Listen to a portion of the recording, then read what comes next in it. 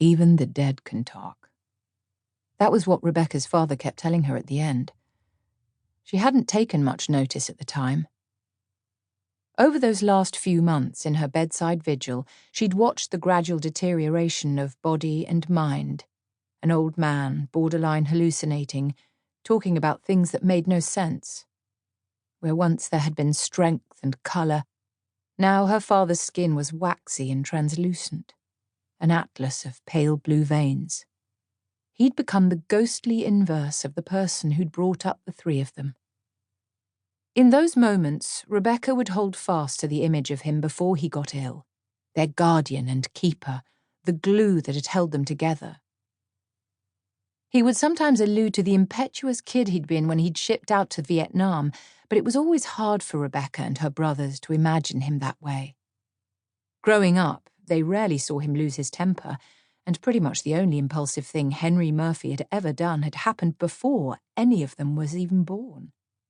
He'd married a woman he'd known for only 4 months.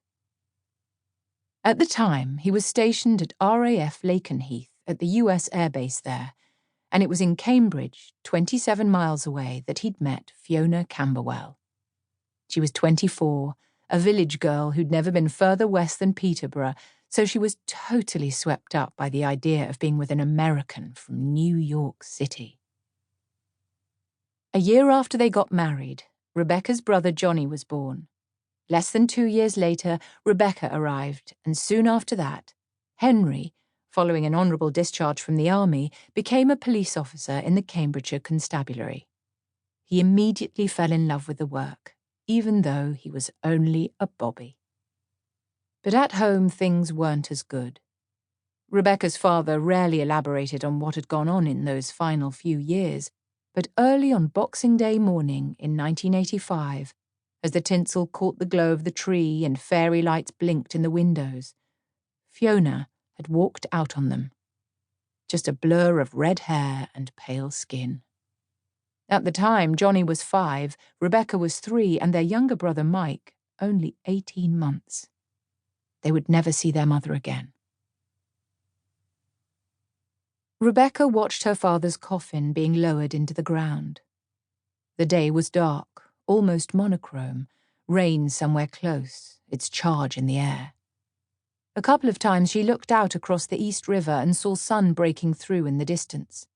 But it faded as quickly as it had arrived, a promise unfulfilled, and they were left there, abandoned, staring into the murk of the grave.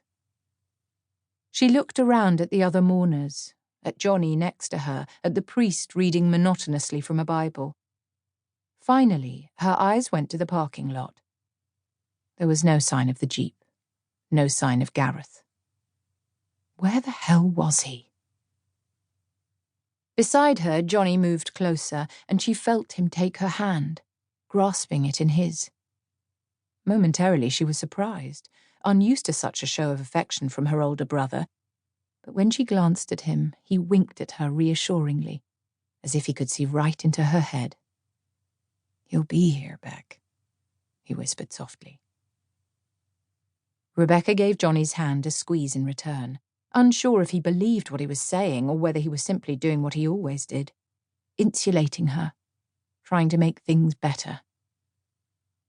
He'd been doing it ever since their mother left, but it had become more frequent once they knew their father was terminal, as if Johnny had subconsciously moved into the space that Henry was relinquishing, the patriarch and bulwark. Johnny gripped her hand a little tighter, and, as the grey morning and last rites came back into focus, Rebekah saw why. A Jeep Cherokee was pulling into the lot next to them. She looked at Gareth, seeking him out behind the windshield, and when their eyes met, anger coursing in her veins, she left him in no doubt as to what she thought of his late arrival. Her husband looked away.